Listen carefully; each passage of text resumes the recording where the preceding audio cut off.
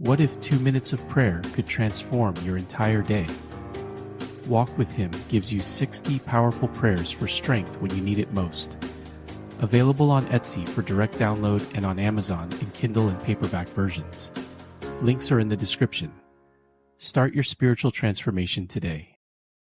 In the beginning, before time had a name, before the sun marked days or the moon counted nights, there was God, and in the vastness of His creativity, He spoke the universe into being. As Genesis chapter 1 tells us, in the beginning God created the heavens and the earth. Light burst forth at His command. Waters gathered into seas. Land rose up, fertile and waiting. And then came life, plants bearing fruit, trees reaching toward the sky, each created with purpose and beauty. But the greatest work was yet to come. On the sixth day, God knelt down to the earth He had made. Genesis 2:7 describes this sacred moment. Then the Lord God formed a man from the dust of the ground and breathed into his nostrils the breath of life, and the man became a living being. With infinite care and love, He formed man from the dust of the ground. Picture it, the Creator's hands shaping clay, forming features, crafting every detail with intention. And when the form was complete, God breathed His own breath into this being. Adam opened his eyes for the first time, drawing in the fresh, pure air of a world unmarred by sorrow. God placed Adam in a garden, a paradise beyond imagination. Genesis 2:8 says, "Now the Lord God had planted a garden in the east, in Eden, and there He put the man He had formed." This was Eden, a place where rivers flowed crystal clear, where fruit hung heavy on branches, where flowers bloomed in endless variety. The garden wasn't just beautiful. It was abundant, generous, peaceful. Every need was met. Every moment was rest. God walked with Adam in the cool of the day. Can you imagine it? The Creator of all things choosing to spend time in simple companionship with His creation.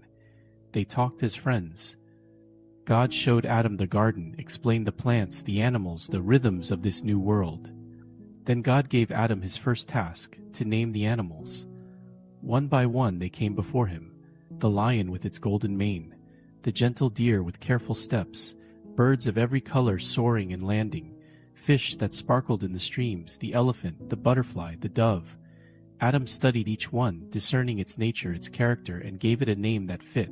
It was an act of creativity, of partnership with God in ordering this new world. But as the animals passed by, two by two, Adam noticed something. Each creature had a companion, a partner. He alone was solitary.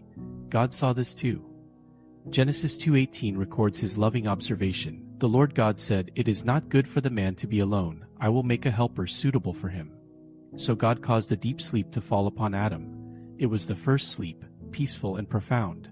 And while Adam slept, God performed another creative miracle. Genesis 2:21-22 tells us, "So the Lord God caused the man to fall into a deep sleep, and while he was sleeping He took one of the man's ribs and then closed up the place with flesh. Then the Lord God made a woman from the rib He had taken out of the man, and He brought her to the man. She was bone of his bone, flesh of his flesh, equal in dignity, complementary in nature, beautiful in every way. When Adam awoke and saw her, his heart recognized her immediately." Genesis 2:23 records his joyful exclamation. The man said, "This is now bone of my bones and flesh of my flesh. She shall be called woman, for she was taken out of man." He called her woman, and later she would be known as Eve, which means living, for she would become the mother of all humanity. Together, Adam and Eve lived in perfect harmony. They walked through the garden, hand in hand. They ate freely from the abundant trees. They spoke with God as He visited them each day. There was no shame between them, no fear, no anxiety. Genesis 2:25 beautifully captures their innocence. Adam and his wife were both naked and they felt no shame. They were transparent in every way, with nothing to hide and no reason to hide it. The garden provided everything: trees laden with figs, dates, pomegranates, streams of cool water, soft grass beneath their feet. The sun warmed them by day, and gentle breezes cooled them. At night, stars filled the sky in numbers beyond counting, each one placed there by God's hand. God gave them just one instruction, one boundary in all of paradise. In the center of the garden grew two special trees. One was the tree of life, and the other was the tree of the knowledge of good and evil. "You are free to eat from any tree in the garden," God told them, but you must not eat from the tree of the knowledge of good and evil, for when you eat from it, you will certainly die." It was a simple command, given in love. The boundary wasn't restriction, it was protection. It was an invitation to trust, to accept that God's wisdom exceeded their own, that some knowledge comes with a cost too heavy to bear. For a time, we don't know how long, life in Eden was everything God intended. Adam and Eve tended the garden, watching things grow under their care. They discovered new parts of paradise each day. They rested without guilt, worked without strain, loved without complication. They experienced the world as it was meant to be: perfect communion with God, perfect harmony with creation, perfect unity with each other. Every morning brought new wonders: the way light filtered through leaves, the taste of fruit picked fresh from the branch, the sound of water tumbling over smooth stones, the feeling of earth between their fingers as they gardened, the warmth of companionship, the presence of God. This was Eden. This was the original design. This was humanity as God dreamed it, living in abundance, walking in innocence, dwelling in peace. It was a place where rest came naturally because there was nothing to fear, nothing to prove, nothing to earn. Everything was gift. Everything was grace. The garden existed outside of striving, beyond anxiety. There were no deadlines to meet, no expectations to fulfill beyond the gentle rhythms of tending and keeping. Sleep came easily because hearts were light.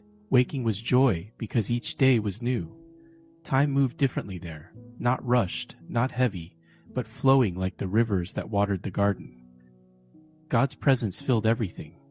He wasn't distant or difficult to find. He was near, as close as breath, walking among the trees, speaking in the quiet hours, delighting in his creation. And Adam and Eve delighted in him. This was life as it was meant to be, whole, integrated, complete, every element in harmony, spirit, body, mind, heart, all at rest, all aligned with their Creator's purposes.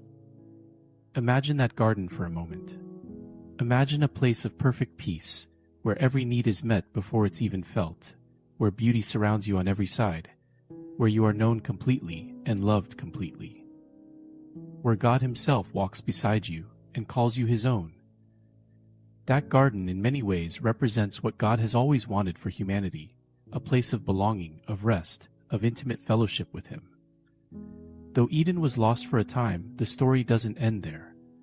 The longing it creates in our hearts, that ache for paradise, for home, for peace, that longing points us towards something God is even now preparing.